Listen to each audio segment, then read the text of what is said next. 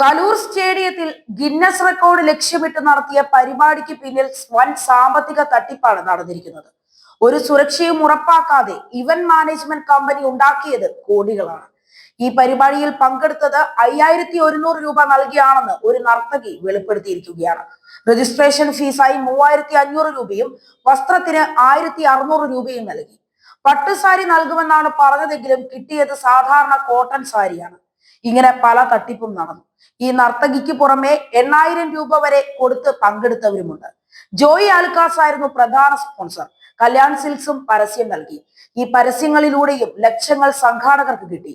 ജോയി ആലുക്കാസ് വേദിയിലും ഉണ്ടായിരുന്നു. ഇതിനു പുറമെയാണ് നർത്തകികളിൽ നിന്നും പണം പിരിച്ചത്. 5000 രൂപ വെച്ച് 12000 പേരിൽ നിന്നും പിരിച്ചാൽ സംഘാടകർക്ക് 6 കോടി കിട്ടും. എന്നാൽ 8000 രൂപ വരെ പിരിച്ചെന്ന് റിപ്പോർട്ടുകൾ ഉണ്ടാകുമ്പോൾ ആ റെക്കോർഡ് പ്രകടനത്തിലൂടെ സംഘാടകർ വൻ ലാഭം കൊയ്തു എന്നത് തന്നെയാണ് വസ്തുത.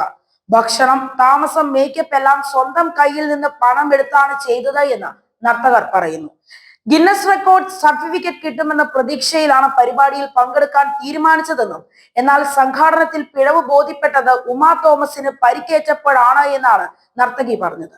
പിന്നീട് പരിപാടിയിൽ പങ്കെടുത്തില്ല എന്നും പറയുന്നു. അതായത് 12000-ൽ 1 കുറവായിരുന്നു പങ്കാളിത്തം. ദിവ്യ ഉണ്ണിയെ മുന്നിൽ നിർത്തിയായിരുന്നു പരിപാടി സംഘടിപ്പിച്ചത്. ചെറുതും വലുതുമായ നിരവധി സ്പോൺസർമാരുണ്ടായിരുന്നു. വലിയ സംഗീത നിശയും നടത്തി. ഉമാ തോമസിന് ഗുരുതര പരിക്കുകൾ ഏറ്റിട്ടും പരിപാടികൾ ഒന്നും തന്നെ മാറ്റം വന്നില്ല. ആവേശം തെല്ലും കുറഞ്ഞതുമില്ല. പ്രമുഖ വസ്ത്രശാല പാർട്ണറാണെന്നും അതുകൊണ്ട് തന്നെ മുന്തിയ ഇനം സാരി കിട്ടുമെന്നും നർത്തകരെ സംഘാടകർ പറഞ്ഞു പറ്റിച്ചു. ഇങ്ങനെ കോടികൾ ഉണ്ടാക്കുന്ന തട്ടിപ്പ് ഇവന്റ് മാനേജ്മെന്റ് ഗ്രൂപ്പുകൾ കേരളത്തിൽ സജീവമാണ്. നർത്തകർക്ക് കോട്ടൺ സാരി വിറ്റത് വസ്ത്രശാല പണം വാങ്ങിയാണോ എന്നത് ഇനിയും വ്യക്തമല്ല. ആ സാരിയെ കുറിച്ച് ദിവ്യ ഉണ്ണി പറഞ്ഞത് ഇങ്ങനെയാണ്: 12500 സാരികളാണ് കല്യാൺ സിൽക്സ് ഈ നൃത്തവിരുന്നിന് വേണ്ടി നെയ്തെടുത്തത് എന്ന് ദിവ്യ ഉണ്ണി പറഞ്ഞതായും റിപ്പോർട്ടുകളുണ്ട്.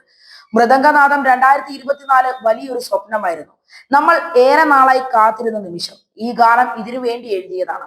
ഞങ്ങളുടെ കോസ്റ്റ്യൂം പാർട്ണറും മെയിൻ സ്പോൺസറും കല്യാണായിരുന്നു.